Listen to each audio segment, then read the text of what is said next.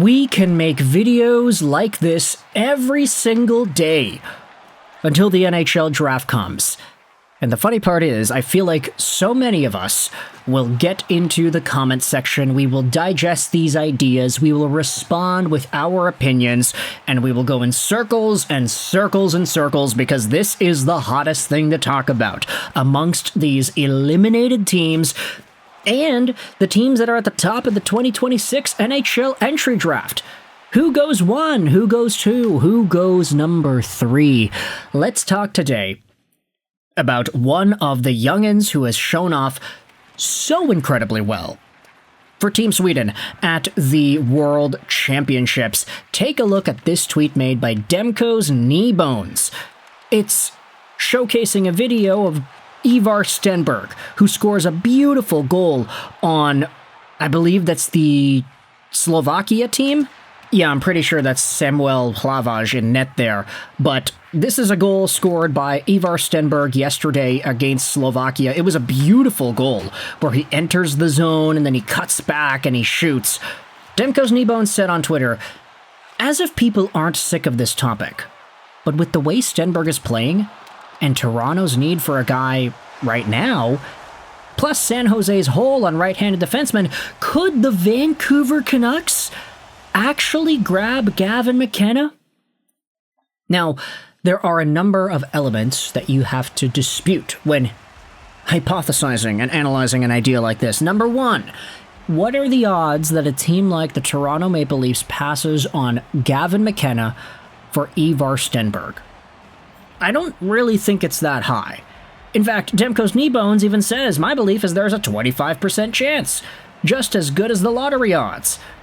Now, he's talking about the McKenna to Vancouver thing, but of course, a lot of McKenna to Vancouver or McKenna to Chicago or McKenna to wherever else is going to depend on whether or not the Toronto Maple Leafs pass on him.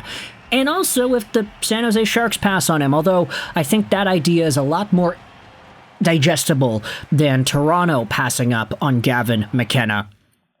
Here's the thing about Stenberg versus McKenna at this stage of the draft year. Ivar Stenberg is a guy who still is so highly regarded amongst draft circles and on team scouting lists that even last week, Frank Saravalli, who made an appearance on Canucks Central with Satyr Shah and Bick Nazar, he went out there and said essentially that, yeah, there are teams that have Stenberg as the number one guy, even though Gavin McKenna is projectedly going to go first, and you could very well say it's more likely he goes first over anybody. The idea of Stenberg at 1 is not impossible, and this showcase at the World Championships, where Stenberg has 8 points in 7 games, he was dominant at the Worlds, he was even more dominant at the World Juniors against kids. Despite the fact that he's only 18, Ivar Stenberg is an extraordinary hockey talent who plays a poised, two-way game whilst being able to just make things happen offensively. He's like a Lucas Raymond, Mitch Marner type on the wing, very responsible, you don't see him make many mistakes, and he just plays a mature brand of game that is allowing teams to progress forward in every facet. Gavin McKenna is a lot more flashy, he's a lot more skilled. You can say that at the end of the day, McKenna could have a lot more points per season than Ivar Stenberg, and that doesn't seem like a bad outcome. But the question is, do you win more with a guy like Stenberg or do you win more with a guy like McKenna? And for the Toronto Maple Leafs at first overall, if you want to cultivate a culture of winning, you want to put together a team that can still compete and still win with Austin Matthews in the fold, I think the argument does exist that Stenberg is the better pickup in 2026. At first overall, who really knows? But it is an idea worth talking about. Speaking of first overall, we made a video yesterday talking about how, according to Cam Robinson, there is at least one NHL team out there in this draft season that does think Caleb Malhotra is the number one guy. There is at least one team.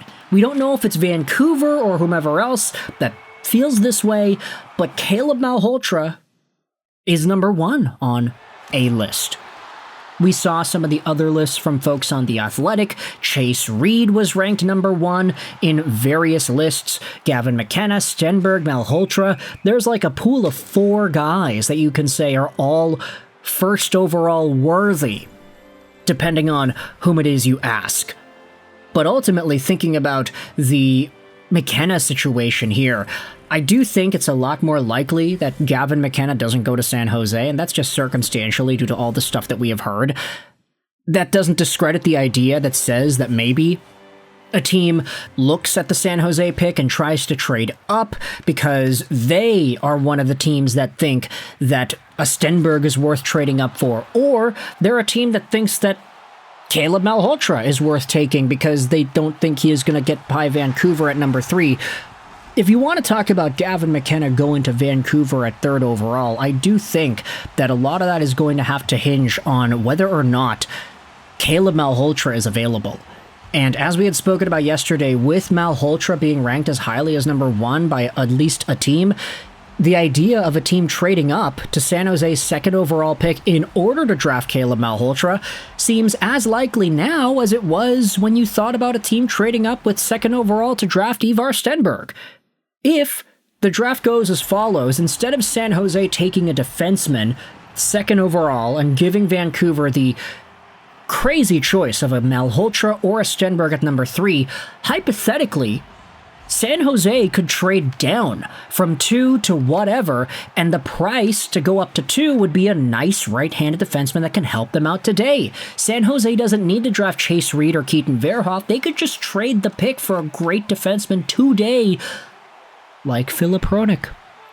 And then the Vancouver Canucks, they could take a Caleb Malhotra and an Ivar Stenberg, and then it'll all work out, right? That makes sense. Or, if Stenberg goes 1, they can grab Malhotra and McKenna.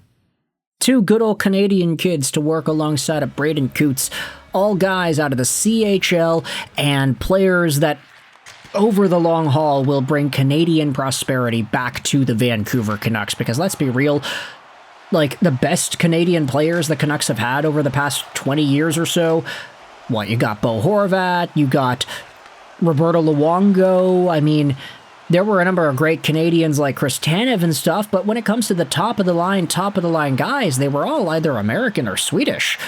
Demko, Hughes, Miller, Pedersen, Besser.